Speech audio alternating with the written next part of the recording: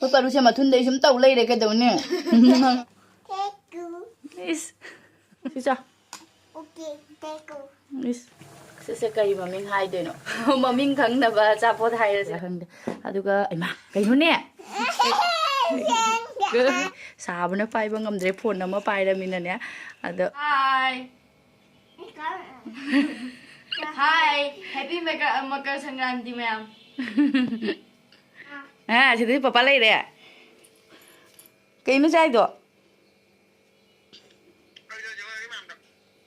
Papa. Chana.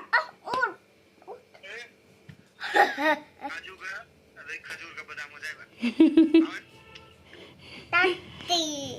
Baru papa cái chai nó. Kaju. Nang cha cái đó. Nang si cha đó đây đi. Ma puriti, baru purit ni saya iru thoglo rak patangai ni moy ni. Ngasi di happy Makar Sankranti ma'am icha ni di iru thoglo rak khoi mapa su yaw re ngasi di dugai. Asida khoi parugi phi hongdok tu ni iru thoglo rak patangai re ba. Ma tasan na lai gre mama ing bro na. Ha? Thanda. Ha? Mo thanda. Is ing bro na. Puri li sela se doi di mama kaju bijara ge doi di ko. Papa. Akhoi paru puri li sel ma loi re. Papa nang cha ba loi ra bo kaju akhoi paru ga sonu ga gisu kaju ga kismis ke lai. Cha cha.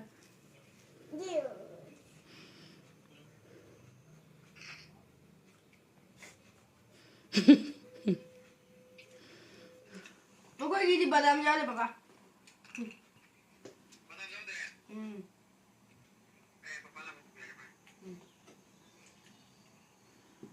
Papa kai chai no.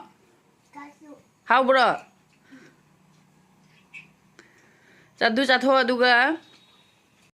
Khoi sonu kaju cha loi gre lai gi kon je lau thoro wai ba ai mayam ai iru thok tri moi gi hana talabi to bire wai sit na wai te ba loi re ado ko thing do loi pu thoro ai pheng do ge hoji ke aduga se lupa 10 rupees ki ne lei poro tu ta a chok to lei bani Gari le. phul du ta pi wai na hai khang ba cho cha ro khang ba papa thang mo ba pa pa lei poro thama ba mana ma sing do hapalak tra 10 rupees ki ni yong mem se lei pore cha ne pa na do se kon ji do thamo mama ru thu ra ge do Jauh, jauh, jauh. ising sare sida ising sa halegi ru tho udro bani paru sonu di thokram ni na ai baltin sina on iru mai thalu ra bani na hojing mayam lai ge heruk sem loire ado la lai tabni na upai lai ta dum pukham da ha pe du ge lai di yong phajadra sana re sing loi phaje atu padi yaudre khoi gi kai kai no mana me hap chale ba do ina sonu da hapala noi na hai ba ado hojing mayam ai lai khuram ba loire ado isor da kat pa loire nungai ai phaba bina bi ba ina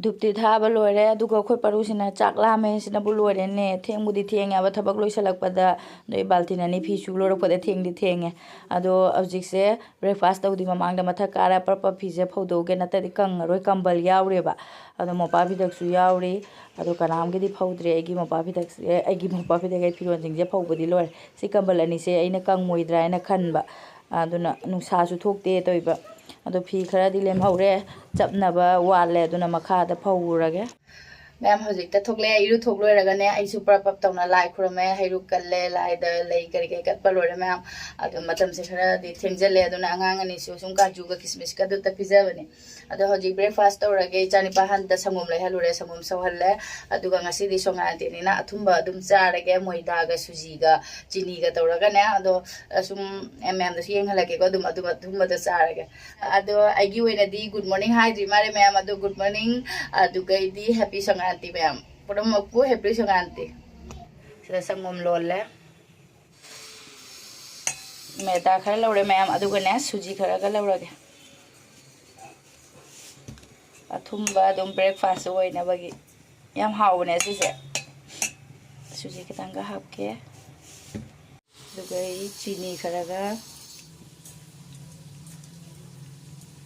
से mix तौरगे कईमदी अतई हापरोय खोगिने सुथागा हापतेको ma'am अदिना सुम अइना सेदागी friend दगा सुमाइना तौरगा पिजबसे आई friend ना सुथागा हापराइना तुम हंगेबा अदो हापते हापते सुथागा सितमा दुम mix तौरगाने थावदा दुम कावगे से फजाना mix तौरगे याम लांगहलरोगे मई से यारनी अदुगा खोगी चिनी दो खंतुम तुमनबा थुंगे तंग हावके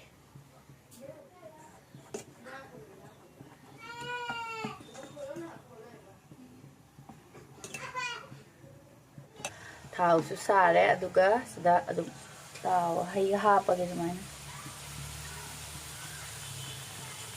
ꯀꯔꯤ ꯃꯃꯤꯡ ꯀꯧꯒꯦꯗꯤ ꯈꯪꯗꯦ ꯑꯩꯈꯣꯏ ꯃꯥꯅ ꯑꯩꯈꯣꯏ ꯑꯗꯨꯝ ꯄꯤꯛꯏꯉꯩꯗ ꯁꯨꯃꯥꯏꯅ ꯁꯨꯝ ꯄꯤꯖꯩꯌꯦꯕ ꯑꯗꯣ ꯑꯩꯁꯨ ꯁꯤꯗ ꯂꯥꯛꯑꯒ ꯑꯩꯈꯣই ꯃꯄꯥꯗꯁꯨ ꯄꯤꯖꯕ ꯑꯗꯨꯝ ꯍꯥꯎꯕꯅꯤ ꯃꯌꯥꯝ ꯑꯊꯨꯝꯕ ꯆꯥꯕꯒꯤ ꯁꯟꯗꯥꯒꯤꯗꯁꯨ ꯑꯗꯨꯝꯅꯦ ꯁꯨꯝ ꯑꯩꯒꯤ ꯈꯥꯡꯁꯤꯗ ꯑꯆꯟꯕꯗꯤ ꯑꯗꯨꯝ ꯍꯥꯞꯄꯒꯦ ꯑꯩ ꯊꯥꯎꯁꯤꯗ ꯑꯆꯟꯕꯗꯤ ꯍꯥꯞꯄꯦ ꯑꯣꯟꯊꯣꯛꯑꯒꯦ ꯍꯧꯖꯤꯛ Again, pass. Again, pass. Again, pass. ꯃꯁꯦ ꯑꯩ ꯁꯨꯊꯥ ꯍꯥꯞꯇꯦꯀꯣ ꯑꯗꯨꯝ ꯁꯨꯊꯥ ꯍꯥꯞꯄ꯭ꯔꯥ ꯍꯥꯏꯅ ꯑꯩꯅ ꯄꯨꯔꯤꯒꯗꯣ ꯑꯩꯒꯤ ꯄꯨꯔꯤ ꯑꯗꯨꯝ ꯑꯩꯒꯤ ꯚꯤꯗꯤꯑꯣꯗ ꯄꯨꯔꯤꯒ ꯌꯥꯎꯕꯗꯣ ꯑꯗꯨꯗ ꯁꯨꯝ ꯁꯨꯊꯥꯒ ꯍꯥꯞꯄ꯭ꯔꯥ ꯍꯥꯏꯅ ꯍꯪꯉꯦꯕ ꯑꯩ ꯁꯨꯊꯥꯗꯤ ꯍꯥꯞꯇꯦ ꯑꯗꯣ ꯑꯁꯤꯁꯨ ꯁꯨꯊꯥ ꯌꯥꯎꯗꯦ ꯃꯨꯜꯂꯦ ꯑꯩꯁꯦ ꯁꯤꯁꯦ ꯀꯔꯤ ꯃꯃꯤꯡ ꯍꯥꯏꯗꯣꯏꯅꯣ ꯃꯃꯤꯡ ꯈꯪꯅꯕ ꯑꯆꯥꯄꯣꯠ ꯍꯥꯏꯔꯁꯤꯔ ꯈꯪꯗꯦ ꯃꯃꯤꯡ ꯈꯪꯅꯕ ꯑꯆꯥꯄꯣꯠ ꯑꯗ ꯑꯁꯤꯁꯦ ꯑꯩꯈꯣꯏꯒꯤ ꯑꯩꯅꯅꯦ ꯌꯨꯇ꯭ꯌꯨꯕꯇꯒꯕꯨꯗꯤ ꯑꯗꯨꯝ ꯎꯏꯌꯦꯕ ꯑꯗꯨꯗꯨꯅ ꯃꯣꯏꯗꯨꯅ ꯃꯥꯜꯄꯨꯋꯥ ꯍꯥꯏꯕ꯭ꯔꯥ ꯀꯩꯅꯣꯝ ꯍꯥꯏꯌꯦꯕꯅꯦ ꯑꯗꯨꯒ ꯃꯣꯏꯅ ꯑꯁꯤꯗ ꯑꯩꯅ ꯆꯤꯅꯤ ꯍꯥꯞꯄꯗꯣ ꯑꯗꯣ ꯑꯩꯅ ꯆꯤꯅꯤ ꯍꯥꯞꯄꯤ나 ꯑꯗꯣ ꯃꯣꯏꯒꯤꯗꯨꯅꯅꯦ ꯆꯤꯅꯤ ꯍꯥꯞꯇꯦꯕ ꯑꯩꯅ ꯎꯕꯗꯨꯅ ꯑꯗꯨꯒ ꯁꯨꯖꯤꯒ ꯃꯣꯏꯗꯥꯒꯇ ꯇꯧꯔꯒ ꯁꯨꯃꯥꯏꯅ ꯇꯥꯎꯔꯦꯅ ꯑꯗꯨꯒꯅꯦ ꯑꯩꯈꯣꯏꯒꯤ ꯖꯤꯂꯤꯕꯤ ꯈꯪꯗꯦ ꯑꯩꯈꯣꯏꯒꯤ ꯒꯨꯂꯥꯞ ꯖꯥꯃꯨꯟ ꯈꯪꯗꯦ ꯑꯗꯨꯒꯤ ꯆꯤꯅꯤ ꯑꯉꯥꯡꯕꯅ ꯁꯦꯝꯕꯗꯣ ꯆꯤꯅꯤ ꯑꯉꯥꯡꯕꯅ ꯆꯥꯁꯅꯤ ꯁꯦꯝꯃꯦꯅ ꯀꯔꯤ ꯍꯥꯏꯗꯣꯏꯅꯣ ꯑꯗꯨꯃꯥꯏꯅ ꯑꯊꯨꯝꯕꯗꯣ ꯁꯦꯝꯃꯦꯅ ꯇꯣꯉꯥꯟꯅ ꯑꯗꯨꯒꯗꯅꯦ ꯑꯁꯤꯁꯦ ꯂꯨꯞꯁꯟꯈ꯭ꯔꯅꯤ ꯃꯣꯏ ꯑꯗꯨꯒ ꯈꯔ ꯄꯣꯠ ꯄꯣꯠ ꯂꯥꯎꯔꯒꯅꯦ ꯑꯩꯈꯣꯏꯒꯤ ꯒꯨꯂꯥꯞ ꯖꯥꯃꯨꯟ ꯑꯗꯨꯃꯥꯏꯅ ꯂꯨꯞꯁꯟꯅ ꯊꯝꯗꯣꯏꯕꯅꯦ ꯑꯗꯨꯗꯣ ꯑꯗꯨꯃꯥꯏꯅ ꯆꯥꯏꯌꯦꯕ ꯑꯗꯨꯃꯥꯏꯅ ꯇꯧꯔꯤꯑꯕꯅꯦ ꯑꯗꯨꯃꯥꯏꯅꯗꯤ ꯎꯔꯦ ꯑꯗꯣ ꯑꯩꯒꯤꯁꯤꯗꯤ ꯑꯗꯨꯝ ꯆꯤꯅꯤ ꯍꯥꯞꯆꯜꯂꯦ ꯑꯩꯗꯨꯒꯤ ꯃꯇꯝꯗꯣ ꯇꯨꯡꯅ ꯂꯩꯒꯗꯕꯒꯤ ꯃꯇꯝꯗꯣ ꯑꯗꯨ ꯂꯩꯇ꯭ꯔꯦꯕ ꯍꯧꯖꯤꯛ ꯍꯧꯖꯤꯛ ꯑꯗꯨꯝ ꯁꯥꯅ ꯆꯥꯎꯔꯅꯤ ꯌꯥꯔꯦꯁꯦ ꯃꯨꯜꯂꯦ ꯃꯨꯠꯊꯠꯂꯒꯦ ꯍꯥ Yummy. ꯌꯝꯃꯤ ꯃꯥ ꯌꯝꯃꯤ ꯑꯩꯁꯦ ꯃꯦꯒꯤ ꯍꯥꯏꯔꯤꯅꯤ ꯃꯁꯝꯁꯤꯡꯁꯦ ꯇꯨꯝꯃꯛꯄꯒꯤ ꯊꯥꯎ ꯇꯩꯗ꯭ꯔꯃꯤꯅ ꯀꯩꯅꯣ ꯇꯧꯔꯦ Corn paste. ꯍꯥ Corn paste, dude. ꯀꯣꯔꯟ ꯐ꯭ꯂꯦꯛꯁꯀ ꯗꯨꯠꯀ ꯊꯛꯇꯣꯏꯕ ꯑꯗꯨꯁꯨ ꯂꯩꯔꯦ ꯌꯥꯝ ꯍꯧꯔꯛꯇ꯭ꯔꯦ ꯁꯨꯝ ꯑꯅꯤ ꯑꯅꯤ ꯆꯥꯔꯁꯨ ꯌꯥꯔꯦ ꯄꯔꯨꯗꯤ ꯆꯥꯗꯣꯏꯔꯥ ꯆꯥꯔꯣꯏꯗ꯭ꯔꯥ ꯈꯪꯗꯦ ꯑꯗꯨꯒ ꯏꯃꯥ ꯀꯩꯅꯣꯅꯦ ꯀꯔꯤ My friend. ꯄ꯭ꯔꯦꯡ ꯇꯧꯕꯤꯔꯣ ꯅꯪꯗꯨꯗꯣ ꯀꯥꯏꯗꯒꯤ Potty bank. ꯃꯣꯏ ꯕꯣꯜ ꯂꯥꯎꯊꯣꯛꯏꯅꯦ ꯀꯩ ꯃꯇꯧꯅꯣꯅꯦ ꯃꯅꯝꯁꯤꯗꯤ ꯅꯨꯡꯁꯤꯔꯦ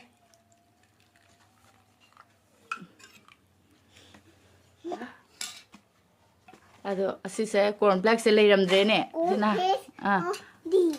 ꯃꯥꯗꯤ ꯑꯗꯨꯝ ꯑꯩꯈꯣই ꯄꯔꯨꯗꯤꯁꯦ ꯀꯣꯔꯟ ꯐ꯭ꯂꯦꯛꯁꯦ ꯑꯗꯨꯝꯅꯦ ꯀꯩꯅꯣ ꯀꯪꯅ ꯑꯗꯨꯝ ꯁꯨꯃꯥꯏꯅꯅꯦ ꯀꯪꯅ ꯑꯗꯨꯝ ꯁꯥꯏꯌꯦꯕ ꯑꯗꯣ ꯑꯁꯤ ꯕꯤꯛ ꯊꯟꯅ ꯅꯍꯥꯟ ꯀꯩ ꯅꯨꯃꯤꯠꯇꯅꯣ ꯑꯩꯅ ꯂꯩꯔꯛꯄꯗꯣ ꯀꯥꯎꯈ꯭ꯔꯦ ꯑꯗꯣ ꯃꯣꯏ ꯑꯅꯤꯗꯤ ꯑꯗꯨꯝ ꯄꯥꯝꯃꯦꯕ ꯁꯪꯒꯣꯝꯗ ꯍꯥꯞꯄꯒ ꯈꯔ ꯍꯥꯞꯄꯤꯔꯒꯦ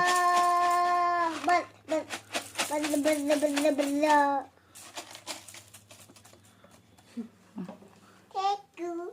이스. Me. 시자로이도 시자로. 시자 엄마? 시자. Okay, thank you. 이스. Gum, gum. दूध कॉर्नफ्लेक्स Corn paste. Gum. ꯁꯥꯔꯤꯕꯅꯤꯅ ꯀꯩꯅꯣ ꯇꯧꯔꯤ ꯑꯩꯈꯣꯏ ꯄꯔꯨ ꯄꯥꯏ ꯉꯝꯗ꯭ꯔꯦ ꯑꯗꯣ ꯃꯌꯥꯝ ꯁꯨꯃꯥꯏꯅꯅꯦ ꯃꯅꯨꯡꯁꯦ ꯂꯧꯊꯣꯛꯑꯒ ꯑꯗꯨꯝ ꯃꯅꯨꯡꯁꯤꯗ ꯍꯣꯞ ꯍꯣꯞ ꯂꯥꯎꯕꯅꯦꯕ ꯀꯩꯝ ꯌꯥꯎꯗꯕꯅꯤ ꯑꯁꯤ ꯁꯥꯕꯅ ꯄꯥꯏꯕ ꯉꯝꯗ꯭ꯔꯦ ꯐꯣꯟ ꯑꯃ ꯄꯥꯏꯔꯃꯤꯅꯅꯦ ꯑꯗꯣ ꯁꯤ ꯁꯨꯃꯥꯏꯅ ꯃꯅꯨꯡꯁꯦ ꯍꯣꯞ ꯍꯣꯞ ꯂꯥꯎꯕꯅꯦꯕ ꯑꯗꯨꯝ ꯁꯤ ꯍꯥꯎꯕꯅꯤ ꯃꯌꯥꯝ ꯀ꯭ꯔꯦꯝ ꯀ꯭ꯔꯦꯝ ꯂꯥꯎꯔꯒ ꯑꯗꯣ ꯑꯩꯈꯣꯏꯁꯨ ꯆꯥꯔꯒꯦ ꯁꯤꯁꯨ ꯆꯥ Thank you. ꯍꯥ Thank you. Is Gum.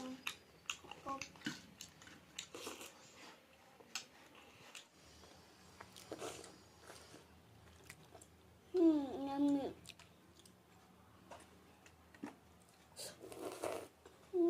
Yummy.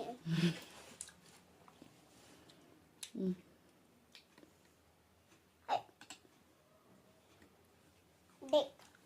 Pita tea.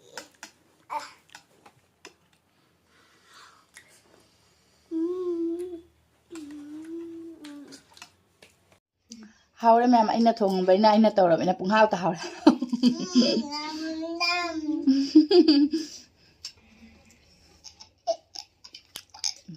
ꯆꯥ Khôi paru xem mà thun đấy chúng tàu lây đấy cái đầu nè.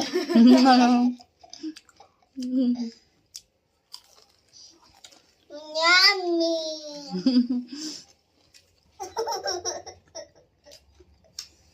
Nè mình lấy mà không ở gì tới không? Chua rồi bạn. Làm bên bên nào? Hào đấy, giá sẽ cho hào đấy xinh gặp nó hấp mình hào mình rồi. Bye. Lúc xí là gì đây nè? Khôi hai gum nào khôi paru na bye hai đứa bên em video sẽ xua đúng là sân ra cái ngay xí cái đi ayuk cha đúng Bye bye. ai cái blog sẽ pung mapan makai đi ta đây blog sẽ đúng mapan makai đây lúc sân ra đấy. Bye Bye bye. Ako yung video sa naman. Madi like, subscribe to me. bye. Bye bye. Asi khara di sa re ba dun na mo chik pa cha bang amdra. Adu ne lo sân ra cái có mẹ em.